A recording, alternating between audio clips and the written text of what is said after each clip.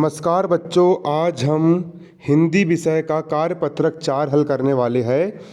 आज हमारी तारीख है 12 जुलाई। 12 जुलाई का आपका ये कार्यपत्रक है ना। शिक्षा निदेशालय, राष्ट्रीय राजधानी क्षेत्र दिल्ली का है ये, कक्षा 9वीं का। यहाँ पर सबसे पहले आपको विद्यार्थी का नाम लिखना है। यहाँ पर आपको कक्षा अध्यापक का नाम लिखना है। निम्नलिखित गद्यांश को पढ़कर प्रश्नों को उत्तर दीजिए। आपको गद्यांश को पढ़कर प्रश्नों को उत्तर देना है। तो देखिए, यहाँ पर हम गद्यांश को पहले पढ़ेंगे। यहाँ पर देखिए,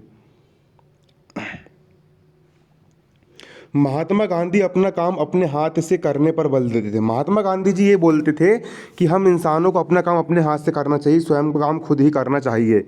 वे प्रत्येक आश्रमवासी से आशा करते थे कि वह अपने शरीर से संबंधित प्रत्येक कार्य साफ सफाई स्वयं करेगा। मतलब अपने शरीर के काम, अपना खाना पीना खुद का बनाना, खुद के बाल खुद काटना, ये जितने भी अपने शरीर के काम जितने भी है वो काम उसको स्वयं को करना चाहिए।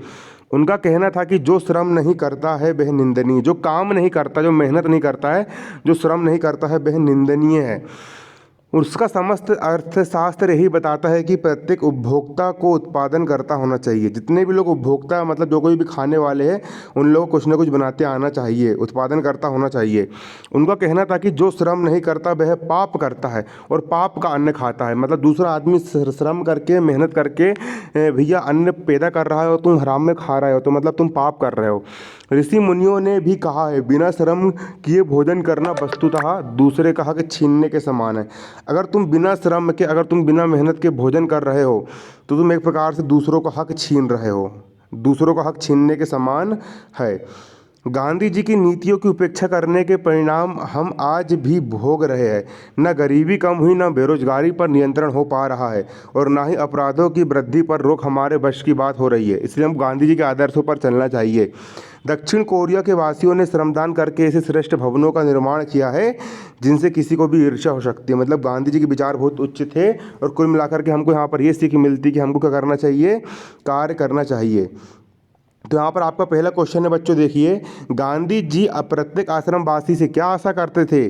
तो गांधी जी प्रत्येक आश्रमवासी से यह आशा करते थे कि प्रत्येक आश्रमवासी अपने शरीर से संबंधित सारे कामों को वो स्वयं करे, दूसरों पर डिपेंड ना हो। इसका आंसर यहाँ पर ये लिखा है। देखिए, आपको यहाँ से लेकर यहाँ तक लिखना है। वे प्रत्येक आश्रमवासी से आशा करते थे कि वह अपने शरीर से संबंधित प्रत्येक कार्य साफ सफाई स्वयं करेगा।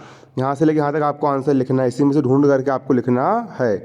दूसरा क्वेश्चन यहाँ पर आपको, गांधी जी के अनुसार प्रत्येक उपभोक्ता को क्या होना चाहिए? तो प्रत्येक उपभोक्ता को उत्पादन करता भी होना चाहिए। देखिए, इसका आंसर जे लिखाइए, है ना। उनका कहना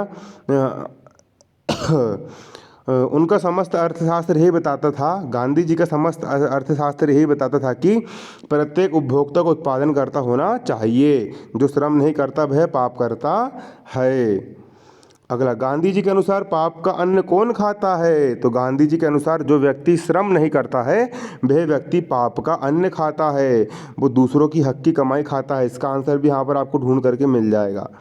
देखिए, ये लिखा है, गांधी जी ने कहा, देखो है ना, उनका कहना था कि जो श्रम नहीं करता वह पाप करता है और पाप का अन्न खाता है, हराम की कमाई खाता है, इसलिए श्रम करना जरूरी है।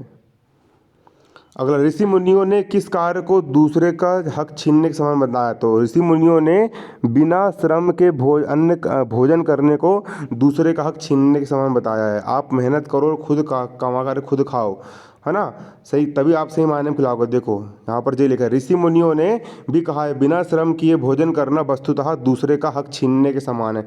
इसलिए श्रम करो, मेहनत करो, फिर भोजन करो, तो एक प्रकार से आप अपने हक का अनाज खा रहे हो। उपयुक्त गद्यांश का उचित शीर्षक दीजिए। तो उपयुक्त गद्यांश को उचित शीर्षक आप अपने अनुसार दे सकते हो। वैसे मेरे हिसाब से यहाँ पर आएगा, है ना, श्रम श्रम श्रम का महत्व, श्रम का महत्व, इसका अच्छा शीर्षक मिल जाएगा।